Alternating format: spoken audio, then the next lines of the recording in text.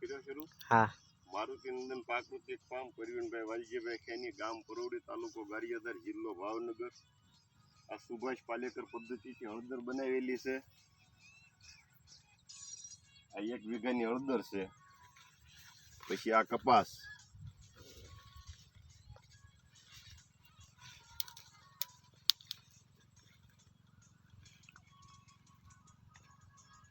આમાં કોઈ દવા કે રાસાયણિક કે કોઈ વસ્તુ નાખેલું નથી. સુભાષ પાલેકર પદ્ધતિથી જ બનાવેલો છે. એસપી કે આ બાજુ મરચી છે.